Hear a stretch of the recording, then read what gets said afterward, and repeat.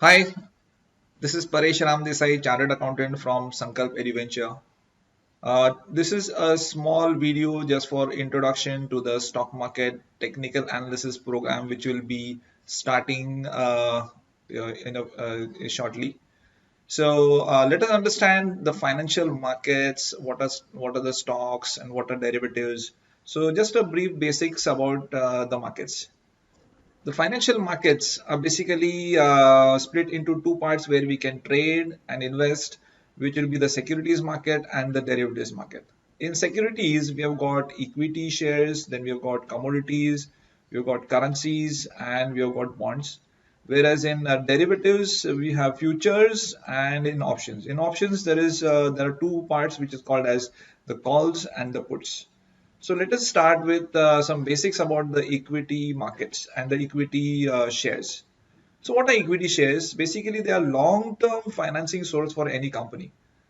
When a company is looking out for money for doing the businesses, they have got a lot of options. One is starting with the term loans, which is from the banks. Then they could be having debentures. They could have company fixed deposits. They could have bonds.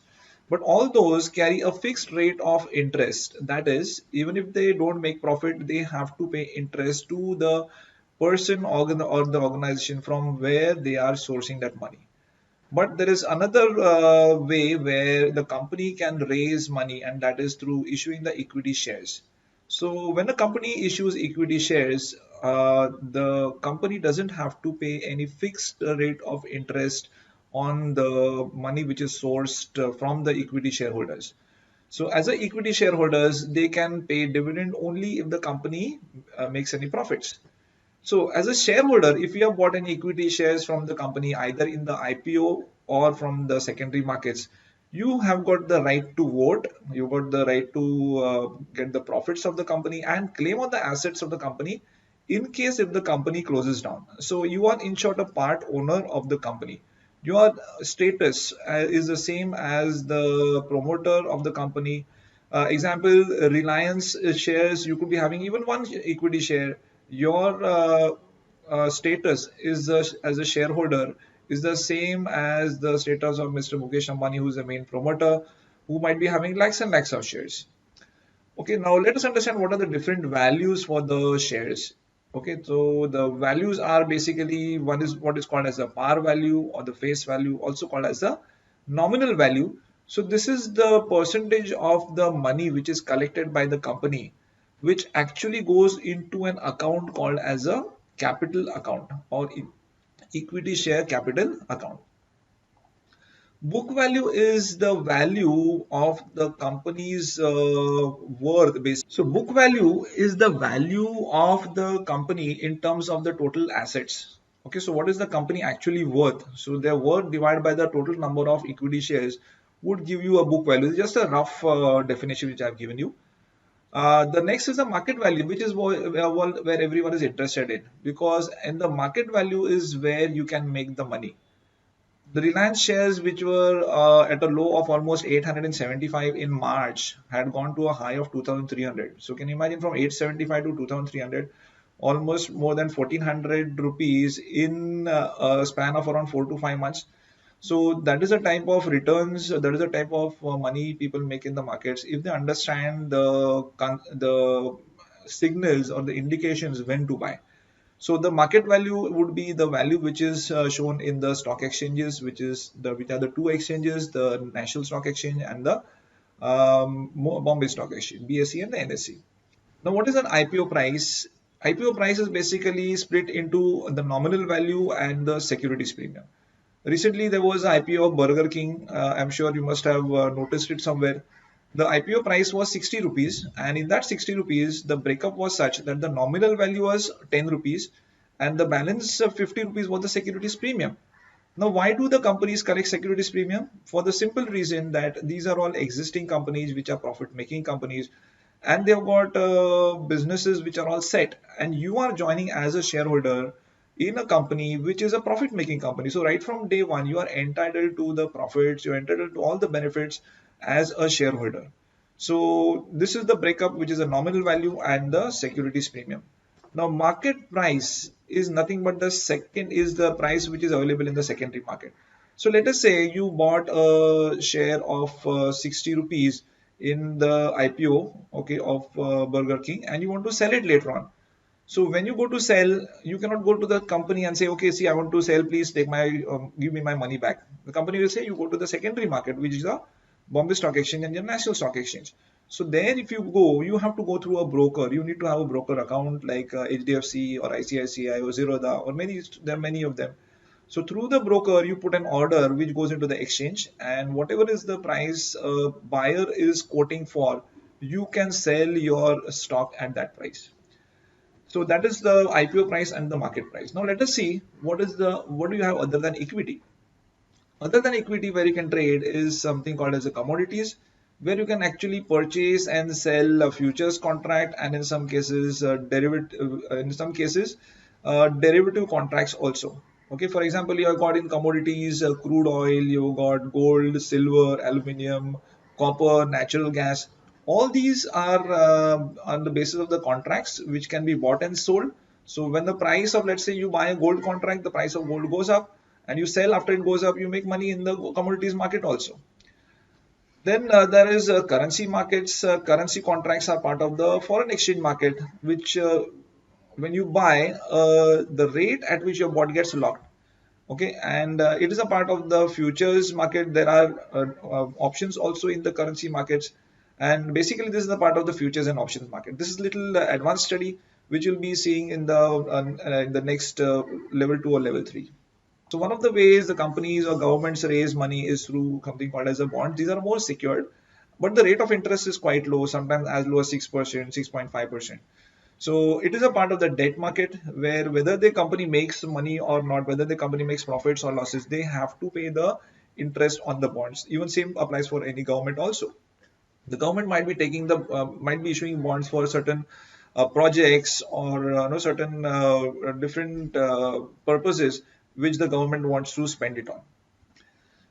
What are the capital markets? Again, primary and secondary markets. I've talked about this earlier also. So, as an initial public offering or the IPO of Burger King came in the primary market where the money goes directly to the company. Okay, so if you paid 60 rupees, that 60 rupees went directly to the Burger King company. Now, secondary market is the BSE, NSE, and MCX, multi commodity exchange, where you wanted to sell the shares of Burger King. You go to the exchange. Exchange is nothing but a place where you can sell or buy the securities. So, if you want to sell your shares, you want to even buy also, you have to go to the secondary market, and there you can go through the broker. You put the order for the buy, or if you want to buy, or put an order for a sell if you want to sell, and the transaction gets done. Multi-commodity exchange basically deals in the commodities as we had talked earlier. So all those commodities like gold, silver, those are traded in the MCX. So concept of bulls and bears. Bull is a person who thinks that the price is going to go up. Bears are the persons or groups who think that the price is going to go down. When the markets rise, how to recognize who is dominant, who is not dominant, how to understand whether the stock is a Tagda or a Dagda stock. I call them as a Tagda because basically Tagda means a strong stock where the consistently the prices of the stock is going up. Or Dagda I call it because I like a Dagda means a stone. If you put it in water, it just sinks. So that is a underperformer. So overperformer and underperformer, the simple terms I use is Tagda and Dagda stock. So how to recognize those? What are the important terminologies in futures and option in F&O market of long short? What is the target, stop loss? All these concepts we'll be taking when we start with the actual program. These are some stock market players like FIIs, DIIs, HNIs, professional traders, and retail common public. So these are the people who are responsible for the prices going up or going down. So they have got a major say when the price, when we say that the markets are moving, they're going up, or even for that reason, even the markets come down also. Now, what is technical analysis? This is the main concept which we'll be covering in our program. So, technical analysis, in short, is nothing but the analysis of the price, okay, or which is based on the demand and supply concept. So, when the demand for a particular stock increases, okay, the law of demand says if there is demand for a certain thing, the price starts going up, and the same thing happens in the stock market too. So if we see that a particular price is going up, certain resistances are broken, it has taken, it has given certain patterns, it has given certain indications, confirmations. So that is the time when we start buying the shares, irrespective whether the news is out or not. Sometimes, most of the times, why sometimes, most of the times it happens that way, that the news comes later on, after probably a week or 10 days.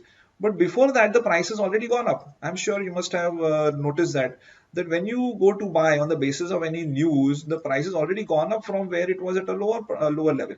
So how to recognize when the price starts moving up from the lower level, how to recognize the breakouts, how to recognize the supports, how to recognize the patterns, candlestick patterns and all. So that is the part of technical analysis, which I think is more relevant than the fundamental analysis when it comes to investing at the proper time. Because technical analysis will let you invest in a stock at a proper time.